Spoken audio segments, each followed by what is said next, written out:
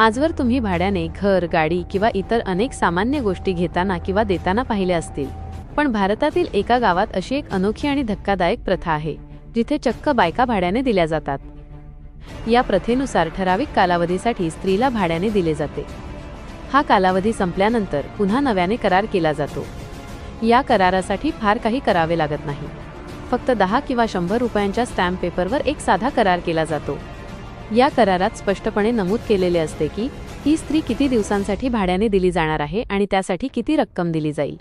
कराराची मुदत संपल्यानंतर पुन्हा नवीन बोली लावली जाते, नवीन करार होतो आणि अर्थातच अधिक पैसे मिळतात. या ठिकाणी स्त्रीचे रूप, वय आणि सौंदर्य पाहून तिचा भाडा ठरवला जातो. धक्कादायक बाब म्हणजे जितकी मुलगी वयाने लहान तितकी तिची किंमत जास्त असते. यासाठी काही पालक आपल्या मुलींना अधिक सुंदर आणि आकर्षक दिसण्यासाठी वेगवेगळी औषधे देतात, जेणेकरून श्रीमंत ग्राहक आकर्षित होतील आणि अधिक पैसे मिळतील. या प्रकारात स्त्रियांना अक्षरशः वस्तूप्रमाणे विकले आणि खरेदी केले जाते. आता प्रश्न असा पडतो की या स्त्रियांना नेमकं कशासाठी भाड्याने घेतलं जातं? तर काही लोक त्यांना घरकामासाठी भाड्याने घेतात. गरिबी, अशिक्षण, बेरोजगारी, लिंगभेद आणि सर्वात महत्त्वाचं म्हणजे स्त्रियांना आपली मालमत्ता समजण्याची विकृत मानसिकता ही या प्रथेची प्रमुख कारणं आहेत. अनेकांना असं वाटतं की स्त्रियांना भाड्याने देणं हा पैसा कमावण्याचा सोपा आणि जलद मार्ग आहे. तुम्हाला वाटेल की या प्रथेत सहभागी असणारे पुरुष गरीब किंवा अशिक्षित असतील, पण वास्तव असं आहे की या बाजारात स्त्रियांना भाड्याने घेण्यासाठी अनेक वेळा श्रीमंत आणि सुशिक्षित कुटुंबांतील पुरुष येतात. ही प्रथा फक्त मध्य प्रदेशापुरती मर्यादित नाही. गुजरात, राजस्थान, हरियाणा यांसारख्या इतर राज्यांमध्येही काही प्रमाणात ही प्रथा आढळते.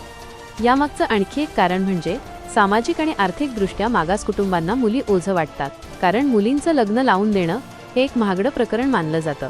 जरी भारतात हुंडा मागणं कायद्याने गुन्हा असला तरी अनेक ठिकाणी ही प्रथा आजही सुरू आहे. या सगळ्यातून एक गोष्ट स्पष्ट होते, या प्रथेमुळे स्त्रियांचं शोषण होतं आणि त्यांची मानवी प्रतिष्ठा पूर्णपणे पायदळी तुडवली जाते. आज आपण 21व्या शतकात स्त्री-पुरुष समानतेच्या गोष्टी करतो, पण आपल्या देशातील काही भागांत आजही स्त्रियांकडे वस्तूप्रमाणे पाहिलं जातं, हे अत्यंत दुःखद आहे. ही प्रथा समाजाच्या विकृत मानसिकतेचं आणि गरिबीचं विदारक वास्तव दाखवते.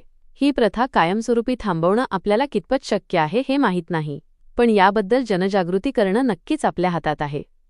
भारतासारख्या प्राचीन संस्कृतीने समृद्ध देशात 21व्या शतकात अशा धक्कादायक प्रथा सुरू असणं याबद्दल तुमचं मत काय? आणि अशा प्रथा कायमस्वरूपी थांबवण्यासाठी आपण काय करू शकतो असं तुम्हाला वाटतं? खाली कमेंट करून नक्की सांगा. आणि अशाच इंटरेस्टिंग गोष्टी जाणून घेण्यासाठी चॅनलला लाईक, शेअर, फॉलो आणि सबस्क्राईब करायला विसरू नका.